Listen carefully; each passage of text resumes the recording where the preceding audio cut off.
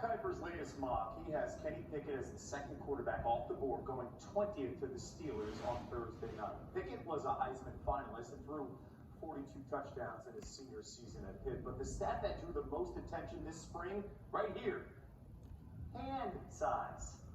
Pickett's hands measured at 8.625 inches at Pitt's Pro Day.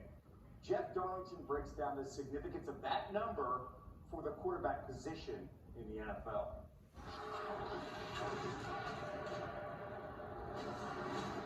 Despite leading a Pitt offense that averaged over 40 points a game, issues have been raised over top QB prospect Kenny Pickett after his hands were measured at just 8.5 inches, or more than an inch smaller than the average hand size of an NFL QB.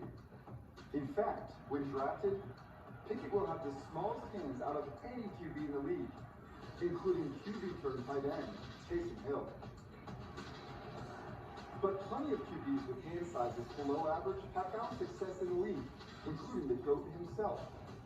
So, does hand size really matter? Let's take a look. One reason NFL scouts might harp on hand size is that the ball is slightly bigger at the next level.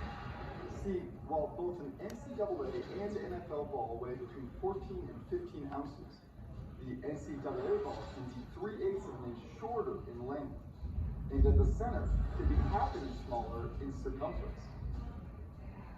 But what you might not know is that the average NFL QB grasps just about 27 square inches of the ball's surface. So even though Pickett's hand is 12% smaller than the NFL average at the QB position, the amount of pigskin he can hold in comparison is actually just 7% less. Now, another key factor in protecting the ball is grip strength. And while some studies show that hand size can have an impact, the vast majority of grip strength is generated by a complex network of muscles and tendons in the forearm that control the fingers and thumb, not the hand itself. Even so, Pickett likes to wear 2 gloves. While not a popular option for most QBs, it's been shown that the silicone material in a glove can increase friction forces, aka stickiness, with the ball by about 20% compared to using your bare hand alone. But what about hand size when it comes to arm strength? Well, the kinetic chain of a throw starts with the legs, links to the trunk and shoulder, and finishes off through the arm. The hand is the last link in this chain and serves to guide the ball's trajectory. This is why Kenny Pickett, using his 6'3", 220-pound frame, can launch the ball over 55 miles per hour.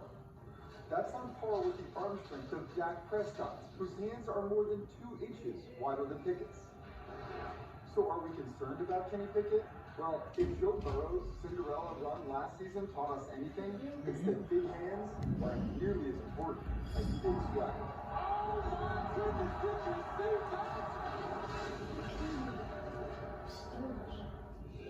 All right, to offering helping hand on whether small hands equal big.